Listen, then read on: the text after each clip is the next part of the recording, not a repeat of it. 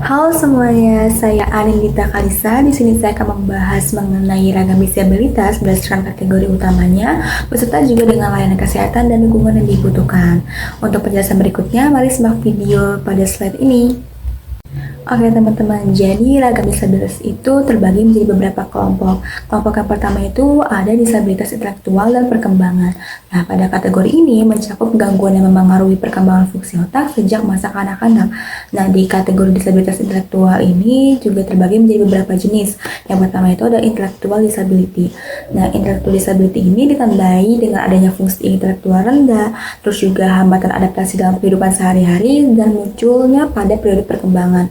Faktor penyebabnya dapat berasal dari genetik, seperti kelainan kromosom, gangguan selama kehamilan, hingga faktor kondisi sosial seperti kurangnya akses kesehatan. Nah, lalu yang kedua itu adalah learning disabilities. Learning disabilities ini merupakan kesulitan belajar khusus akibat gangguan dalam proses informasi.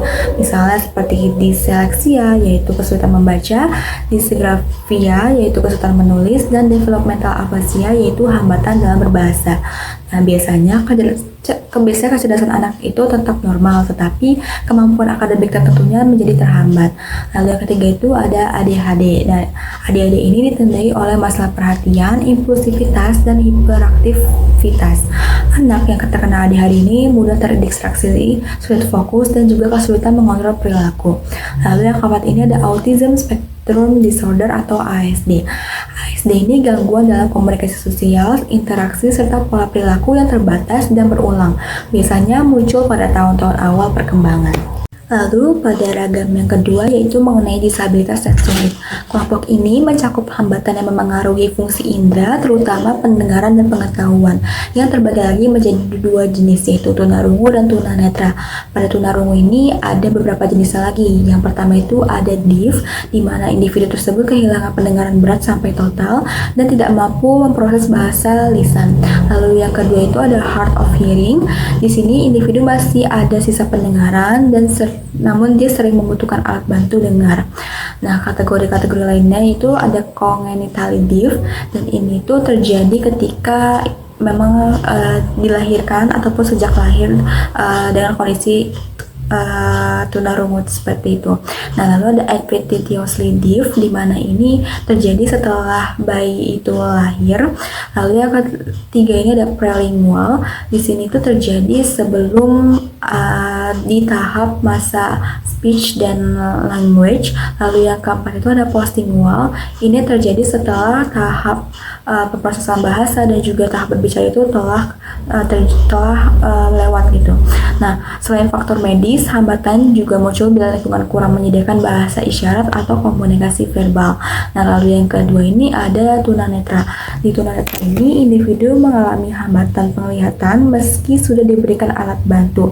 Kalau menurut Halsan, Kaufman, dan Pullen pada tahun 2019, kategorinya itu ada dua, yaitu total blindness. Di sini tidak ada persepsi sama sekali, jadi individu tuh nggak bisa melihat cahaya, warna, atau bentuk apapun. Lalu yang kedua itu adalah low vision. Di sini masih ada sisa penglihatan, tetapi sangat terbatas. Orang dengan low vision mungkin masih bisa melihat bentuk, warna, atau cahaya, tapi tidak cukup jelas. Lalu jenis ragam yang ketiga itu disabilitas fisik. Disabilitas ini terkait keterbatasan fungsi gerak, otot, atau sistem muskuloskeletal. Nah, di sini itu ada disabilitas tunadaksa yang meliputi gangguan fisik yang memengaruhi mobilitas atau koordinasi motorik. Kalau menurut Mangunsong pada tahun 2016, klasifikasinya terbagi menjadi dua, yaitu ada SLBD, di mana terjadi hambatan akibat penyakit seperti polio, namun fungsi kognitifnya tetap berjalan normal. Lalu yang kedua itu ada SLBD1, ini terjadi sejak lahir, mengenai otot, sendi, atau saraf, dan sering disertai dengan IQ yang rendah. Sekarang kita masuk ke disabilitas yang keempat, yaitu disabilitas komunikasi dan sosial emosional. Di sini terbagi menjadi dua, ada tunawicara dan tunalaras. Tunawicara ini mengenai gangguan dalam produksi suara, artikulasi, kelancaran bicara seperti gagap, atau kesulitan memahami dan mengekspresikan bahasa. Lalu yang terkait tunalaras ini mengenai gangguan emosi dan perilaku yang ekstrim dan terjadi secara konsisten. Terlihat dari kesulitan mengendalikan emosi, perilaku agresif, menarik diri, atau hambatan dalam hubungan sosial.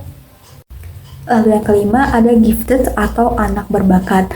Meskipun memang tidak termasuk ke dalam kategori disabilitas, giftedness ini termasuk kelompok berkebutuhan khusus.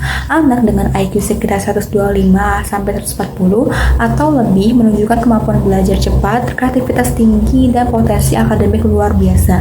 Faktornya bisa berasal dari nature, yaitu genetik atau kognitif, maupun juga dari nurture, meliputi lingkungan, stimulasi, maupun pendidikan. Lalu berikutnya adalah layanan kesehatan untuk penyandang disabilitas. Untuk mendukung perkembangan individu dengan kebutuhan khusus, layanan berikut ini termasuk layanan yang sangat penting. Yang pertama itu ada early identification dan screening. Dan di sini tuh untuk mendeteksi dini untuk permasalahan ASD, ADHD, hearing loss atau keterlambatan perkembangan. Lalu yang kedua ini ada intervensi profesional. Intervensi tersebut bisa dilakukan untuk speech therapy untuk gangguan bicara bahasa, lalu occupational therapy untuk motorik halus dan aktivitas harian.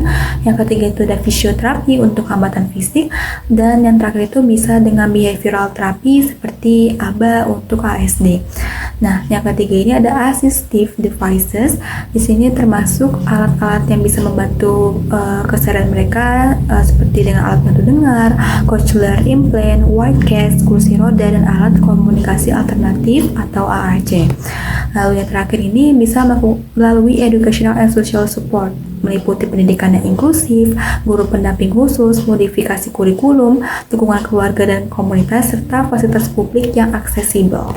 Oke, berikut tadi adalah materi yang terakhir. Jadi dengan memahami ragam disabilitas berdasarkan kategorinya, diharapkan itu dapat memberikan layanan yang lebih tepat dan inklusif kepada para penyandang disabilitas. Lalu juga dukungan kesehatan, pendidikan, dan lingkungan yang memadai memungkinkan setiap individu dapat berkembang sesuai potensi mereka. Kurang lebihnya mohon maaf, dan sekian dari saya. Terima kasih telah mendengarkan.